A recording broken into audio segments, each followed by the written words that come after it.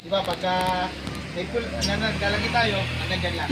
Basta sir, meron tayong kalabas na filter sir. Huwag niyong isasagad po dito. Kailangan hindi nakasubject yung filter. Kasi naka-steering po ka. Sa mga driver naman sir, alam mo naman, hindi maiiwasan sir yung pagsagad ng steering natin. Maririnig ka dyan siguro, sino nakapag yung ugong. Ibig sabihin sir, yung pressure natin hindi siya makakawala. Kasi nakasagad tayo. Pero siyempre, hindi na, sa akin naman, hindi maiiwasan yan. Siyempre, pagka tayo, siyempre, magmamaniobra.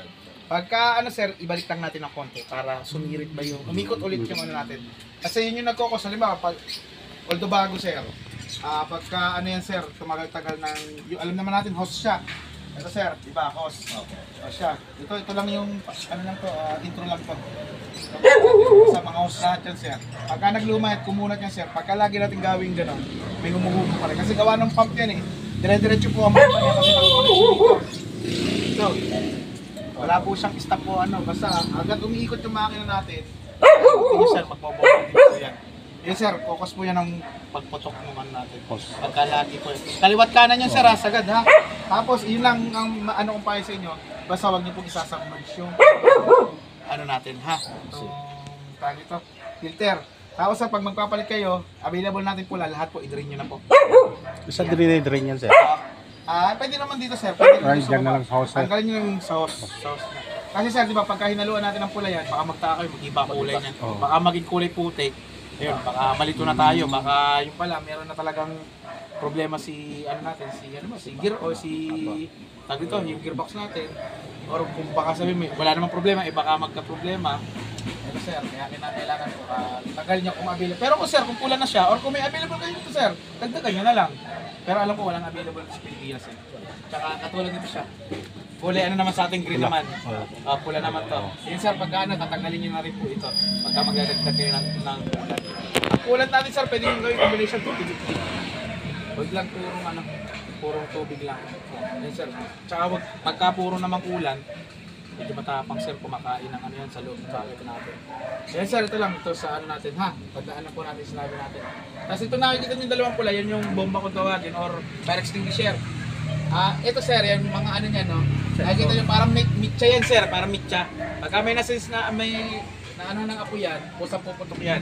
Pero meron yung manual doon, ituturo ko sa inyo. Kung may napapansin na may ilaw doon, nakalagay. For emergency ng PVC, ano yan, drivers yun sir. Tapos sir, ito sir, pagka i-start natin hala, pagka ito hindi ito i-start, gawa na nakabukas, gawa ng sensor na ito. O safety na mekaniko yan sir, kung may ginagawa sa likod. Tapos yung ano natin sir, itong level natin sir, din sa langis natin, dito nyo makikita. Pinakamagandang level sir, nasa gitna, sa gilid. Kasi yan sir, ito sir, every week, tatanggalin nyo ito ha. Sa driver natin, sa mekaniko, ito po ha, tatanggalin nyo. I-drain nyo yan, wala pa yata ito.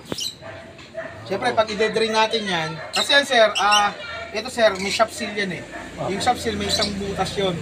Siyempre, habang umiikot, may naiiwan, tapos naiparan yun, or natigil na, or stop operation na, may naiiwan po doon na ano, na langis. Dito po siya pumupunta. Pag napuno yan sir, tapos di natin dinadrain, pwede yung shop seal natin, masira. Ayun sir, kaya lagi po natin i-drain ito po na every week. Pinakamaganda sir. Paano i-con yan, sir? Okay lang ba kung naka-andar? Ay hindi, kahit naka-andar o hindi, walang problema. Pero siyempre, hindi mo ito may i-drain na naka-andar. Umiikot yan, takot mo na lang. Mawala ang kamay mo dyan.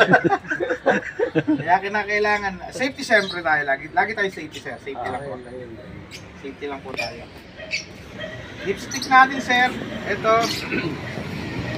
Kalahati po sir. Medyo ano lang tayo, naka ano eh. Ito sir, ituro ko na lang muna sa inyo dito. Actual ano natin, pares lang naman yan. Ito yung level natin, di ba? Noy, may ano ba tayo? Basahan tayo doon. Saan natin? Sakyan natin. Kasi yung ako. Ay.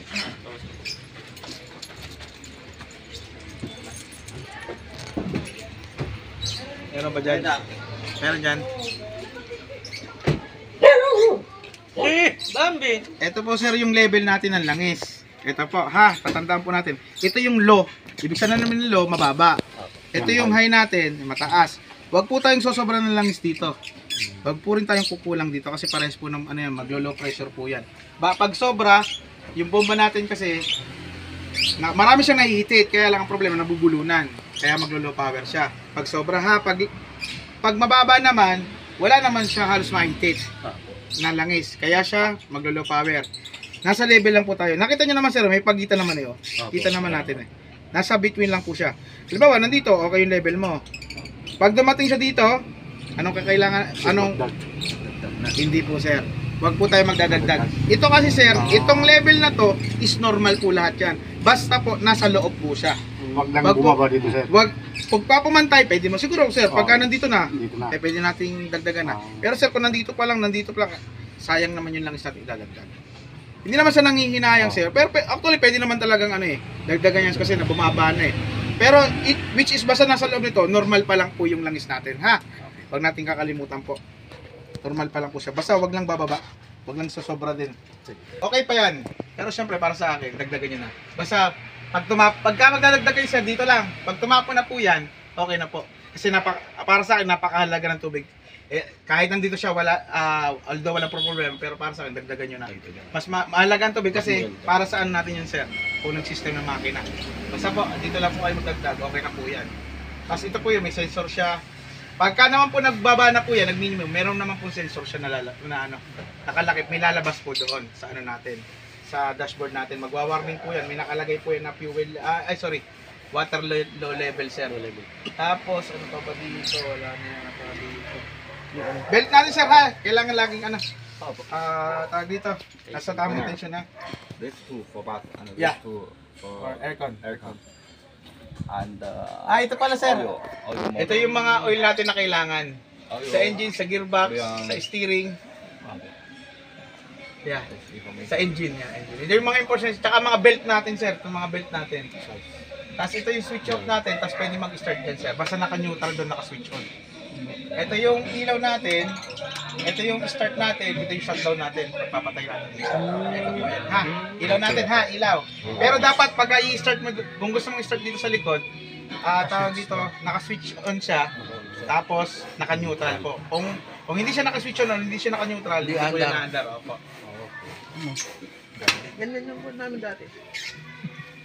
Sa regarding sa AdBlue, may flashlight na to ah. Flashlight sir? Hindi sir, okay lang. Meron naman. Ito, meron pa. Okay. Nakita ko na.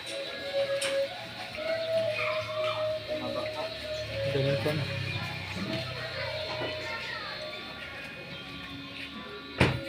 Sige, nakita ko na sir. Itong pan natin sir, Richard lang sir ha. Itong pan natin, baka po kayo magtaka pag start nyo, hindi po di ba yung mga luma nating modelo kasama sa Opo. ikot ng makina, umiikot na agad yung pan. Ito sir, auxiliary pan natin to.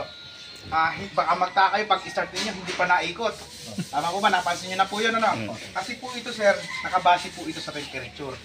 Depende po sa temperature ng makina. Ito po ang nakikita nyo, itong isa na to. Di ba dati magkaya po sa intercooler ng radiator? Yan po. Ito, medyo maganda to sir. Kasi bawas na yung load ng makina. Kasi di ba dati, nakaload pa siya sa makina yung ano natin, radiator pan natin. Ito sir, ito yung intercooler natin yung maliit. Dito banda, radiator po natin yan. Sa tubig, ito po yung sa hangin papasok ng makina. Ito naman papasok ng makina na tubig. Ito sir, pag nakita nyo, may tayong temperature gauge. Nandun. Pag dumating na po siya ng 50 degrees Celsius, umiikot na po itong tatlo na to. Pero may tatlong speed yan sir.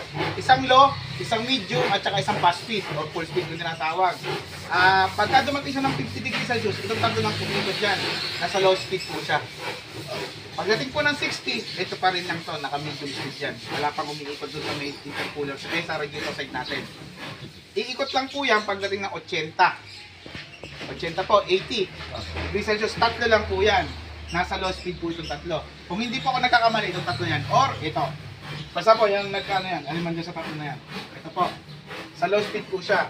Pagdating, ito, nasa medium pa rin to. Pagdating ng 85, iikot na rin itong dalawa. Lahat na po siya umiikot. Ng low speed po 5, ito yung medium speed. Pagdating po ng 90, naka-medium speed na po lahat sila. Pagdating po ng 95, lahat na po yan umiikot ng full speed. Alam ko may tanong sir, alanganin yung 95. Di ba po, ang ano natin, ang practice natin dati, 80 pa lang kinakabahan na tayo. Di po ba? Huwag po kayo mag-alala sir, sabi sa atin ng Yuchay, is normal lang po yan. Normal na po yan kasi may, siyempre, engineered na to, nano na sa kanila sa ibang, sa nga. Ang pinakamaganda daw na temperature ng makina ngayon, dito sa makina design na to is nasa pagitan ng 85 to 95. Doon mo maaano sir yung fuel efficiency mo, matipid. Kasi bakit siya matipid? Yung temperature na yon, doon magagamit yung pinakang anong tawag dito sir? Yung potential, yung makina ba, yung pinakang power ng makina, doon niya ma-reach sa ano na yan, sa temperature po na yan. Kaya yung fuel efficiency mo, mas matipid po siya. Tapos plus po nito, hindi na po siya nakalagay sa makina. Hindi na po siya nag-load na sa makina pala.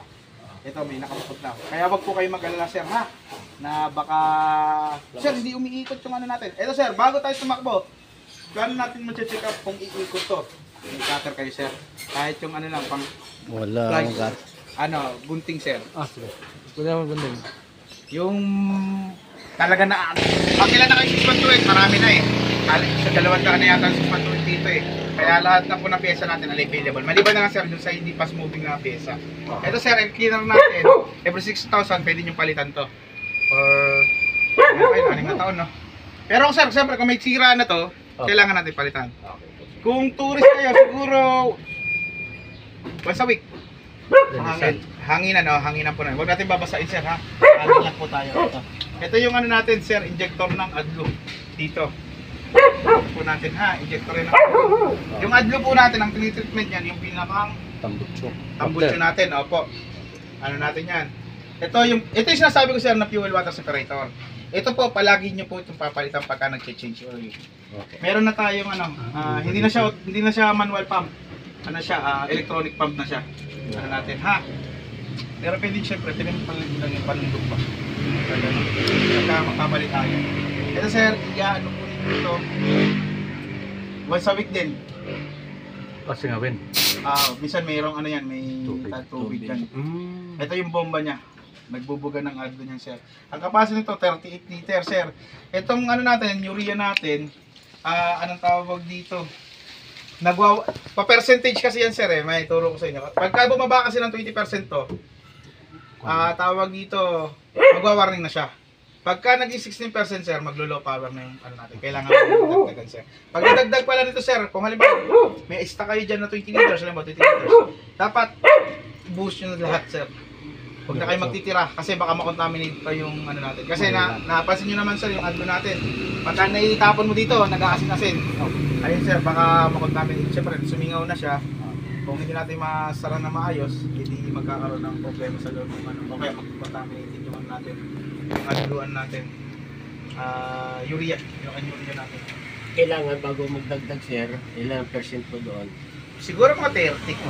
30% kailangan na Mas magdagdag. maganda. Para Siguro sobra na, ano na maibos yun? yung lahat. May bubuhos mo na, Oo. 38 liters naman yan eh. Mga 30%. 30%. Nakalagay naman doon sir, may percent naman yan doon. Okay po.